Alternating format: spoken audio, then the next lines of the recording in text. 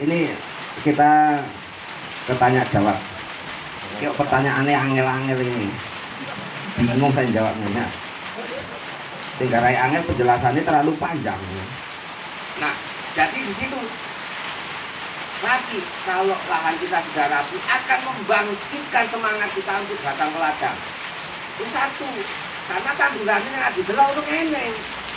Bisa didelok bedengan rapi, lempeng kan itu kan. Sedep, bila perlu kan zaman saya itu petani milenial, selfie, pengolahan lahan cabai. Tandurannya sebulan kemudian hilang, rupanya cabai keriting. Nah, di situ lah sifat dan karakter petani secara umum, enggak saya sendiri, saya yakin semuanya.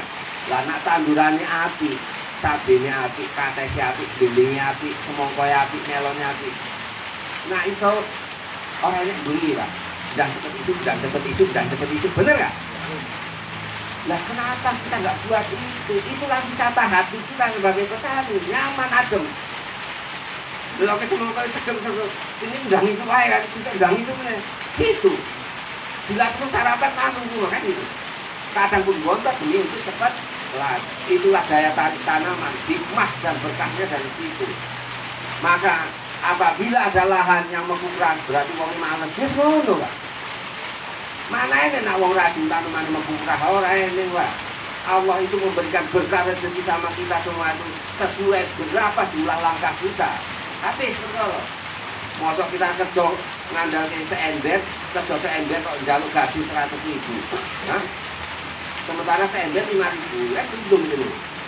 Ya intinya semua segala sesuatu itu Allah akan berikan kemurahan, tambahan rezeki dari biasanya apabila kita melakukan hal-hal yang harusnya kita lakukan sesuai kodrat fitrah kita. Dengan hal-hal yang lebih luar biasa dari biasanya. Wis ngono ae kuncine. Semakin kita rajin ya semakin kepedulian ini. Maka apabila ada petani, mohon maaf, yang rajin di warung kopi, biasanya petani burem, petani males. Lu dorong itu. Orang ini nang warung kopi itu petani sugih nggak enak, nggak enak. Karena nak petani sugih lahannya umum salah sempat ngopi, Pak. Lagian itu mau tak jelasin nggak geragas, gitu. Makanya petani-petani suka ngerumpi ngomong ke tonggo, galeng segala macam itu rata-rata lahannya sempit, tanduran itu napi, Pak. Karena apa? Digerogoti oleh gibahnya sendiri. Pahala kita kalau ngerumpi uang kan semakin digerogoti. Nah, kebaikan tanaman kita dengan terus-menerus ngerumpi atau membuli atau menjelekkan tanaman orang, aturan itu tadi berkahnya untuk kebaikan tanaman kita digerogoti untuk tanaman orang, ya ngono hukumnya, nah aku. Tapi ya sampai dulu sini lah, hukumnya begitu. Ngeyel-ngeyel itu tandurannya bukan warna api lah. Api itu pas di umur 2 bulan ke apa umur 4-5 hari ke bawah api, pas posting api, ngono panen orang ketok. Hilang, wong asli kudu ngono wae. Itu umum. Coba mohon maaf ya, alhamdulillah yang gabung di warung kopi panen LAP diposting toh. Tapi alhamdulillah lebih banyak yang api daripada kelek toh. Lah nak kon api kabeh aku tuh sing kuwasa toh, Pak. Enggak mungkin. Apa dengan produk panduan SAS terus jadi api kabeh orang mungkin, Pak. Karena segala sesuatu ada banyak faktornya. Selain dari usaha kita juga ada rezeki yang kuasa. Lah nak ning usaha kita maksimal ternyata li kuasa rumah ini rezeki, ya opo ae nek jalane, Pak. Nah, rezeki nggak kurang jalan, nak urus rezeki ya jalannya oke, impas loh. Nah di situ, oke, patek, anggap selesai. Tapi lebih baik nanti diskusikan terus karena bahasanya panjang. Lalat buah, nah, ini aku pun jadi jengkel juga nanya mau tekon lalat buah ini. Mumet nih karena bahan aktif, barang aktif. Satu, kita harus pelajari kebiasaan hidupnya dari lalat buah. Lalat buah yang bersifat hama itu apa? Lalat buah yang bersifat menjadi hama adalah lalat buah betina, bukan jantan. Namun, dulu kan saya pernah ada panduan untuk lalat buah dengan air sapi dan sebagainya. Tapi sekarang juga nggak efektif, pinter lalat buah. Tapi itu bisa mengurangi. Maka apabila kita ingin menyemprot pestisida yang sifatnya kontak sebetulnya, nah hanya untuk kontak-kontaknya nggak perlu insektisida Pak. Untuk prima S mati.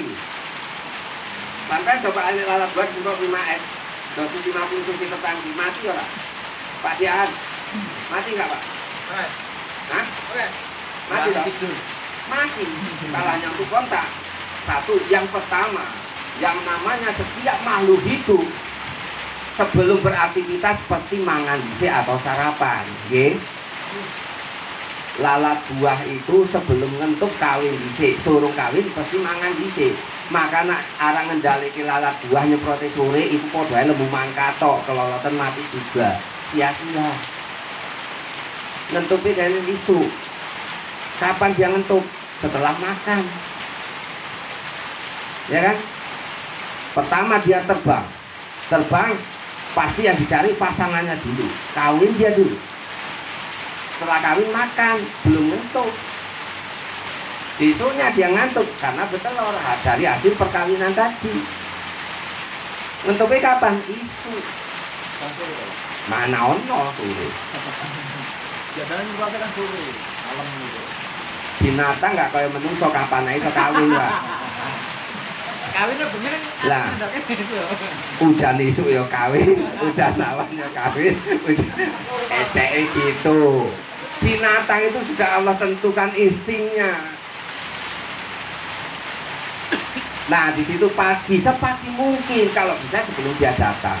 Dan biasanya ini mohon maaf, lalat buah akan banyak menyerang di sentra-sentra tanaman buah dan banyak pepohonan. Ya kayak nang kene pas. Dene nak sore ngumpeti nang nggo iki pokok-pokokan, Pak. Embek nang sempat-sempat sampean semprot nyemprot apa? Tak tekon. Nyemprot apa? Terus, Mas, kita akan kendalikan lalat buah dengan pestisida sistemik. Kok iso? Mana iso? Kok barang lalat buah ini kan bukan nyokot tapi ngentuk. Lah nek kaya wereng kutu kebul selain nyokot, nusuk dan menghisap cairan. Lah kalau cairan di dalam tanaman itu sudah dimodali dengan insektisida sistemik, dia akan temakan dan mati. Lah nek lalat buah apa anjuk dene ngentuk ngisep malah ngetokke dene Pak. Jadi nah ada orang promosi insektisida sistemik untuk penanganan lalat buah itu nonsen, karena lalat buah tidak merusak jaringan buah dengan cara menusuk dan menghisap, tapi dia mengentuk dengan ekornya untuk memasukkan telurnya. Lah jadi sampean semprot kendalikan itu lalat buah dengan insektisida yang mahal sekalipun yang sifatnya sistemik, nggak bakal kena. Sayang duitnya bagus bagi ke anak yatim atau tukang kerupuk bagi tonggo. Ini selesai. Insektisida sistemik itu digunakan untuk hama-hama yang bersifat mengkonsumsi atau menggerogoti atau menghisap, menusuk dan menghisap, menggigit dan mengunyah pada tanaman budidaya. Lah kalau lalat buah kan tidak dari keduanya, tidak menusuk dan menghisap, tidak menggigit dan mengunyah, dia hanya ngentuk. Sehingga apabila kita aplikasikan insektisida sistemik, lah pengaruhnya apa? Mau nggak mau harus kontak. Lah nak dengan sistem kontak kan penak toh. Cari pestisida insektisida yang kontak, semprot murah-murah toh. Imidacloprid, peritroid, supermetrin itu mati loh.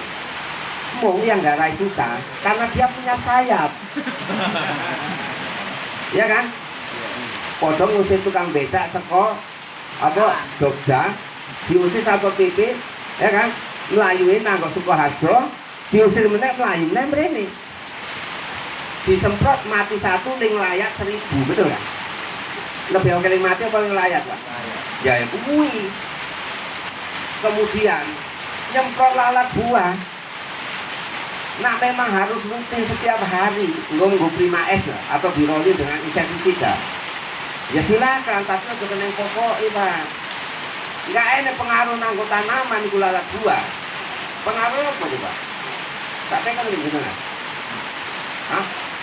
Kok lalat buah itu enggak mangan buah kok? Yang bisa dikendalikan kan larvanya, berarti nyentuh dhisik toh. Ular ini bangsa kita kendalikan dengan insektisida sistemik. Tapi sebelum proses bentuk itu yang harus kita kendalikan lalat buahnya loh. Terus kita semprot tanduran, hubungannya apa? Wong lalat buah nggak mangan kuwi. Artinya cara hidup hama kita pelajari. Maka nak memang oke lalat buah, lihat seputaran lahan kita. Oke nggak pokok-pokokan ini? Bila perlu di untuk apa itu? Seneot tangki elektrik panjang. Semprot aja bang ngabut. Jangan nyemproti tanaman itu, tapi lingkungan. Semak-semak tumpukan buah, bekas buah itu semprotin. Bekas tumpukan daun di pohon-pohon ini di pinggir-pinggir itu bukan tanaman belimbingnya semproti. Ya tetap itu disemprot. Lah kalau begitu nyemproti lalat buah, apakah belimbingnya jetrik? Ya kan? Obat lo susah. Iya. Ya mau nggak mau lanjut saja. Tapi sepagi mungkin. Tujuan kita apa? Yang pertama, kalau dia pakai insektisida kontak atau pakai terima es yang kontak, yang kena mati, yang enggak kan ngalir. Setidaknya kita musik, pebble itu teko meneh, tapi kita usir meneh, mau nggak mau dulu. Karena kita nggak bisa mageri. Lala gua dipageri ya Pak, kecuali kita nggak rumah kaca toh. Kebon kono nggak dirawat, ngomong bapak ini mau melayu ini kabeh. Mau nggak mau ya kita mageri awake dhewe. Enak lebih wong teko wae. Ya wis diusir. Kita teko meneh ya diusir meneh. Ya mau nggak mungkin. Selama kondisi tanaman kita berbuah, itu pun berbuah dalam kondisi masih muda. Karena wis tua dia pun nggak gelem. Itu kan? Nah, belimbing itu mulai tua. Taruh ke dan mentok, baru tadi ular wis kita panen Pak. Wis kita adol. Silakan wong kono mangan ular ini. Tapi nggak mangan ular belimbing kita. Nah, pasti dia mencari buah-buah yang muda atau bakal buah. Loh Mas, padahal kita bungkus loh Mas. Tidak penting. Lah wong lalat buah itu terlentuk nanggok putih tau Pak. Lah nek jadi kembang huruf pada waktu proses penyerbukan dari nanggok ngono ngletakake telure, ngono terbentuk buah, nek pun batu ngono dibungkus, dia tetap metu ulare. Nah itu. Jadi cara mensiasatinya lingkungan sekitar. Semua itu kompromi. Nah, biar aku dan yang bapakku nang kakao Pak, melu tenen untuk menjalinkan nama Eluperti penutup buah kakao itu bunyi Pak. Karena memang lalat buah itu nggak aktif. Enak kita godong nanti kan, misalnya ke lahan belimbing kita, eneng tanaman yang rimbun, kalau nanti kita godong, nah kalau kasih, semprot lah awal-awal, usir, pokoknya mati, minimal usir, sehingga genet itu Pak sibuk untuk melarikan diri dari tanaman kita, betul kan? Lah besok karena ngelih pengen mangan meneh, kita usir meneh sibuk kan, sehingga sampai sore aman. Lah kadangnya kok buah wis gede, ya dilereng Pak. Lah nek dilerengnya entek gede lho Pak. Memang sering ikut nang warkop atau nang YouTube. Nah aku dia ngomong ini Islam ini kan, Mas dia ngomongnya ini, puasa ini gitu Pak. Karena ilmu pertanian itu selalu berkembang sesuai dengan perkembangan yang di lapangan Pak. Ilmu pertanian tidak seperti ilmu matematika. Begitu kita ciptakan rumus, bisa bertahun-tahun bingung, nggak bisa. Justru saya bingung apabila panduan itu tidak pernah berubah, bingung Pak. Maka saya bilang, oke Pak, biar nggak jadi kebingungan. Ini tadi bingung, ini baru masuk, ini bingung dilakoni, seperti ini, itu yang bingung. Tetap ada penyempurnaan panduan setiap 6 bulan sekali ada, karena oh dia dengan perlakuan ini bisa ternyata ini berubah. Nah, setiap makhluk hidup apabila dalam kondisi terjepit maka dia akan menyesuaikan diri supaya bisa bertahan gitu. Lah sampean tak cekak kok gini, kok ini Mas Budi, gak iso lewat dulu. Kok kono? Lama-lama nah di ora ketok. Pas aku nyegati lho to. Sama kan juga intinya sama, dia akan selalu menghindar dari faktor-faktor yang bisa menghambat tumbuh kembangnya. Lalu dua, nak menurutku, nak nganggu pestisida pun ada kelas murah-murah setengah liter 50.000 Pak ke bawah itu cok. Karena lalat buah itu sifatnya ringkih Pak, sekali kena pasti mati. Akhirnya lampunya Ring susah itu, ring layat itu. Oke Mas, itu siapa mau? Teko Pak Ngat Puring ya. Nah urung puas itu karena waktunya terbatas.